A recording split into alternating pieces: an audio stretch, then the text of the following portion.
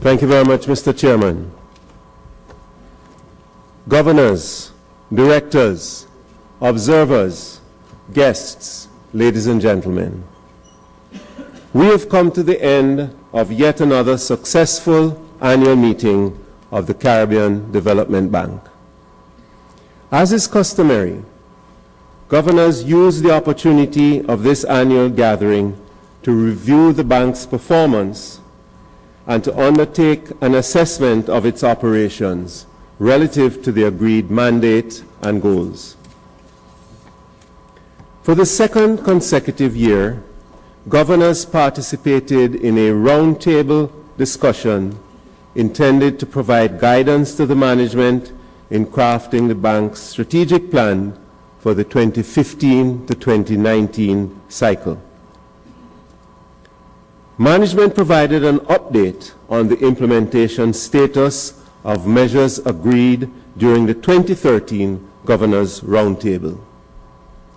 They urged, and the management concurred, that going forward, the bank should sharpen its focus on a limited number of key priority areas which are consistent with CDB's comparative advantage and our operational capacity. Many governors commended the bank for securing the upgrade of the outlook on its credit rating from negative to stable. This achievement was the result of the comprehensive team effort deployed by CDB staff to provide credible responses to the queries of the rating agency concerning key risk issues both within CDB and within the borrowing member countries. Of special note is the improvement in the improvement in the outlook, was accomplished despite several of the bank's BMCs being downgraded during the period. Many governors commended the bank for the significant progress made in improving its risk management framework and acknowledged its role in the removal of the negative outlook on the credit rating. Going forward, we will continue to manage carefully that delicate balance between our development mandate and the need to act in a manner consistent with CDB's risk tolerance. Mr. Chairman, many governors joined in welcoming Suriname to its first annual meeting and urged CDB to continue its efforts to attract other new members. This management recognizes that the addition of new membership, especially borrowing membership, enables CDB to diversify its lending portfolio and to reduce its concentration risk. CDB, therefore, intends to continue its efforts to bring on board new members, especially borrowing members. To the Governor for Suriname, please be assured that this bank stands ready to provide the guidance and support which will allow your country to fully avail itself of all the benefits of membership in CDB. The country strategy that we are currently developing in conjunction with your staff will provide a good foundation on which to build a strong and enduring partnership. Governors, ladies and gentlemen, urge CDB to continue to coordinate and collaborate with other development partners to address the sovereign debt and financial sector challenges facing the BMCs, especially those in the OECS. The increased limit on policy-based operations places CDB in a relatively strong position to work closely with the affected countries to resolve these challenges.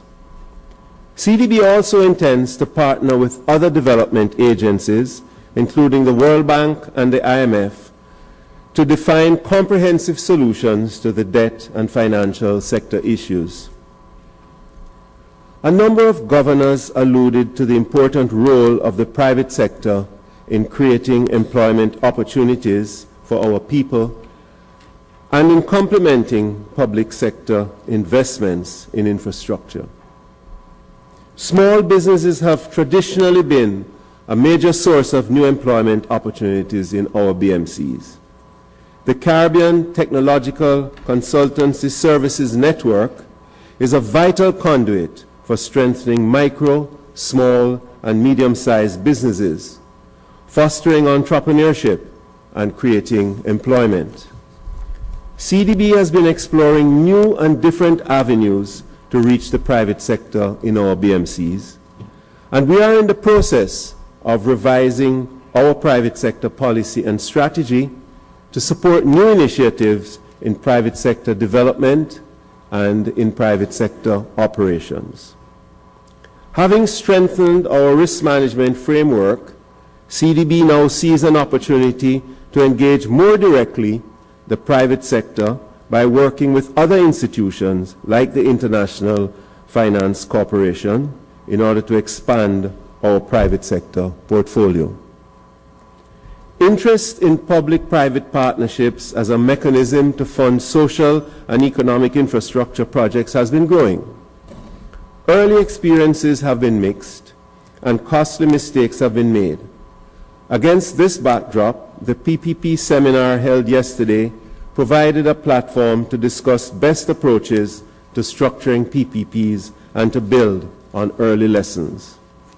We will continue to strengthen our internal capacity for private sector financing, as well as the capacity within the BMCs to foster successful PPP ventures in the future. Mr. Chairman, a number of governors raised concerns about the bank's internal capacity and the status of its internal reforms. Governors will be pleased to know that over the past year, the bank accelerated the recruitment of staff in key areas such as internal audit, evaluation, independent evaluation, energy, risk, and in communications. The recruitment process is continuing apace with a focus on strengthening capacity, particularly in our operations area.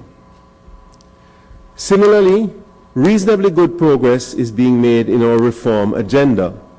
Governance and accountability mechanisms have been strengthened, and transparency and disclosure policies are being operationalized. Governors have spoken loudly and frequently over these 4 days about the need to vigorously pursue internal reforms in all of its aspects. Even though much has already been done in this regard, management intends to deepen and accelerate the process over the next year.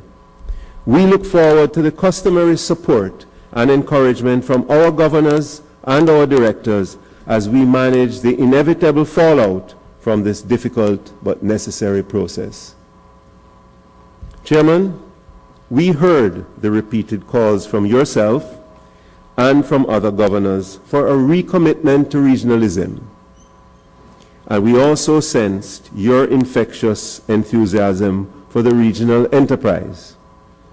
We concur with these sentiments, and we will play our part in designing and implementing regional approaches, especially in areas such as climate change, including renewable energy, transportation, taxation, and economic and social statistics.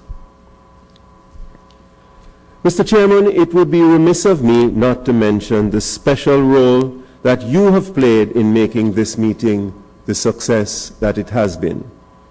You were a hands-on chairman who paid close attention to the planning details for this meeting. You demanded the highest standard from every member of your team, and Chairman, they have delivered.